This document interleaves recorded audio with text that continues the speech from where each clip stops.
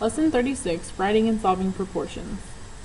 If two geometric objects or figures are similar, they have the same shape but are not necessarily the same size. So they give us these two triangles, ABC and DEF, and we can see that they're the same shape but not the same size. And their side lengths obviously tell us that they're not the same size, but we can see also that they're not the same size because ABC is clearly bigger. ABC is clearly bigger than DEF. Now, what does it really mean if they're similar? That means that corresponding angles of similar figures are congruent. We can look at this and see that angle A and angle D are congruent. Okay, that means that they have this exact same angle measure. Angle B and angle E, I covered up B. And then finally angle C and angle F. Okay, and we also can see that we can set up proportions that are equal to each other using their side lengths. This is saying that AV, right here, over DE, which is 2 over 1, has to be equal to BC over EF, which is BC over EF. That would give us 4 over 2, which is also 2. And finally, AC over DF is 5 over 2.5, which is then still going to give us 2 whenever we simplify that. The scale factor is a ratio of the side length of a figure to the side length of a similar figure. Okay?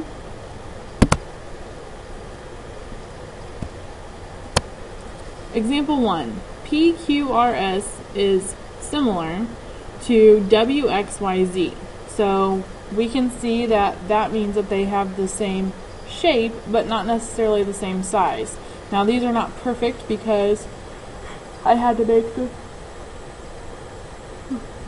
These are not perfect because I had to make them myself, but you get the point. So it wants us to find the measure of angle Q and the measure of angle Z. Well, we already talked about if they're similar, that means that corresponding angles are congruent. So angle Q, which we find right here, would be corresponding to angle X, which is right here, and since angle X is 60 degrees, that means that angle Q is also 60 degrees. The next one is angle Z, the measure of angle Z.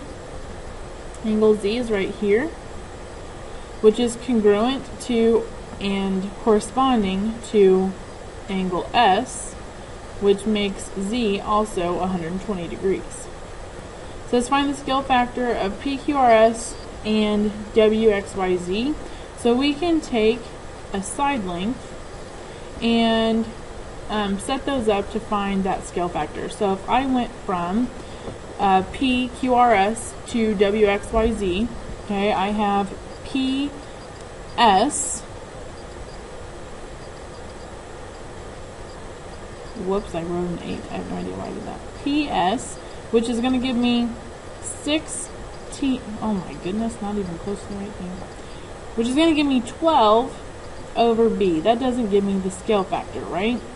So let's look at one where we do have some numbers. I have SR and YZ, or ZY, and that would give me an 8 and a 2. So I could say that to get from PQRS to WXYZ, that I need to do what? Scale factor. Remember, factor means that we're multiplying. What do I multiply by to get from 8 to 2? Well, I can figure that out by writing them in the correct order. So if I'm wanting to get ZY, this whole thing is not good. Don't look at that one at all. ZY over SR, that's an R, that looks like an A now, an R, okay, that is 2 over 8, which would be 1/4. Or to get from WXYZ to PQRS, I would have to put it the other way, which would be 8/2, which would be 4. So depending on which way you go, it changes what you're going to have as your scale factor. It says use the scale factor to find QR and WZ. So QR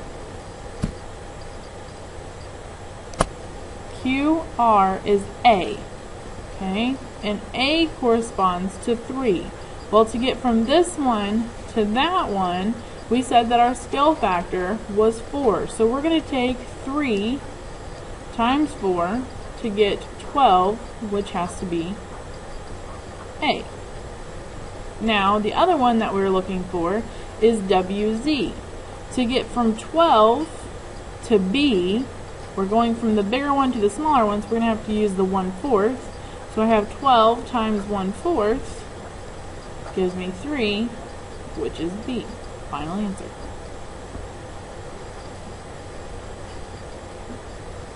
Okay, a basketball player casts a shadow 5 feet long. A woman who is 5.5 feet tall casts a shadow 4 feet long.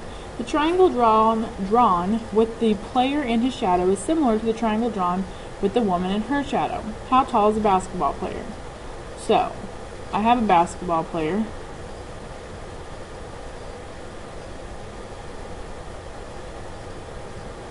This is his basketball. He's spinning here, showing that he's the basketball player. And he casts a shadow that is 5 feet long. So I know that from here to here, that distance is 5 feet. Okay? And I know that there's a woman who's probably not as tall as that basketball player.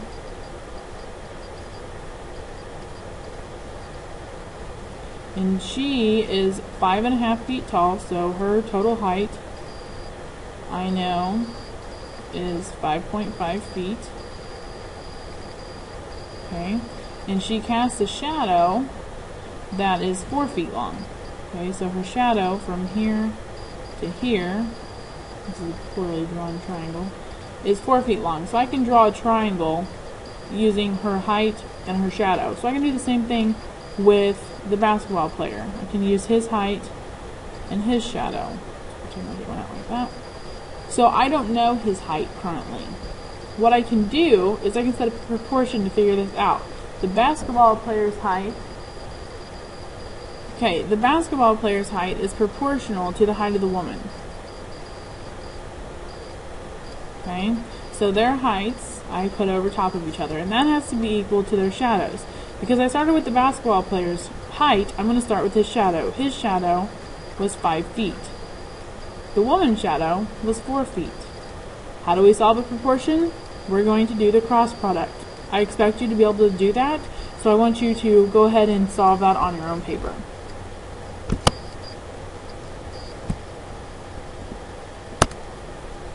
A scale drawing is a drawing that reduces or enlarges the dimensions of an object by a constant factor. The scale is a ratio showing the relationship between a scale drawing and the actual object. So example 3 says, in a scale drawing, a kite is designed so that the length of the tail is 9 centimeters. Okay? In a scale drawing, the length of the kite's tail is 9 centimeters. If the scale of the drawing is 1 centimeter to 10 centimeters, what is the length of the actual kite tail? So I know that in the drawing, the kite tail is 9 centimeters. I don't know the actual length of the kite's tail. But they also give me that the scale of the drawing is 1 to 10. So I could say that it's 1 centimeter to 10 centimeters. Okay, this, I already have my proportion set up. I can just set it exactly the way you see it, as 9 over 1 equals A over 10. And once again, to solve a proportion, we're going to use the cross product. So go ahead and do that on your own paper, please. Last example here. Ratios of the perimeter area and volume of similar triangles. Okay, it says if two similar figures have a scale factor of a over b, then the ratio of their perimeters is a over b, and the ratio of their areas is a squared over b squared, and the ratio of their volumes is a to the third over a to the third, or over b to the third. Excuse me, I'm having a rough time here. We talked about this before in 8th grade math. If you had me then, we talked about how we could square the scale factor if we're talking about the area to find the scale factor of the areas, and we talked about how if we were using it for volume, we could cube it to find the scale factor of their volumes. That's what that's talking about right there. It says to consider this circle, okay, and we have one circle that starts right here in the middle. And I know that the radius of this circle is 1, okay? So this distance is 1, this distance is 1, this distance is 1, this distance is 1, and this distance is 1. So the distance of the entire, of the outermost circle, excuse me, would be 1, 2, 3, 4, 5. Okay? I hope that you can see that. It says, what is the ratio of the radius of the innermost circle and the radius of the outermost circle? So the ratio of the radius. So the innermost circle we see is 1, and the outermost circle we just talked about being 5. This is my ratio. That's it. On B, it says, what is the ratio of the area of the innermost circle to the area of the outermost circle?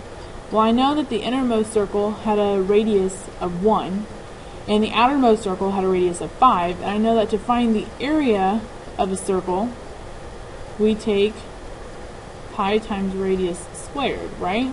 So the innermost circle is going to be pi times my radius of 1 being squared over the outermost circle is pi times my radius, which is 5 being squared.